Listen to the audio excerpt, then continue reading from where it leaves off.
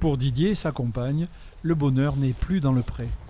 Détecté positif en décembre 2020, le troupeau de cet éleveur de Dussac sera abattu le 27 septembre prochain. Dévasté, l'agriculteur jette l'éponge. Ma décision d'arrêter ce métier et l'élevage bovin aujourd'hui est simple. Je ne suis pas suicidaire. C'est un crève-cœur de devoir finir comme ça. C'était pas du tout prévu. Voilà, comme tous, on pense à la fin de carrière, à un jour s'arrêter. Mais de cette façon-là, non, c'est juste inacceptable. Très affectée du sort réservé à son compagnon, Corinne en veut beaucoup au service de l'État. L'administration est extrêmement méprisante. Ils appliquent des lois avec des gens sans empathie, donc ils sont méprisants.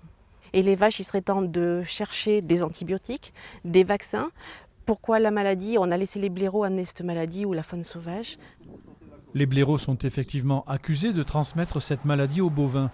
Dans les bois environnants, le terrain est miné par les terriers. Malgré des chasses de nuit autorisées, rien ne l'arrête. Il a été fait des tirs de nuit sur 4 sorties, 25 animaux ont été tués sur 31 vues, sur un rayon de 1 km autour de ce lieu-là. Donc on peut considérer effectivement qu'il y a surpopulation. Du côté des autorités, la réglementation instaurée dans les années 2000 reste la norme. Abattage imposé et dédommagement à négocier.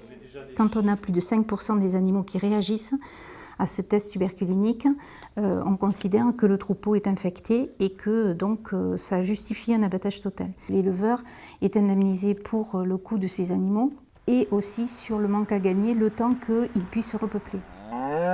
Le département, avec 27 foyers détectés, reste l'un des plus touchés de France.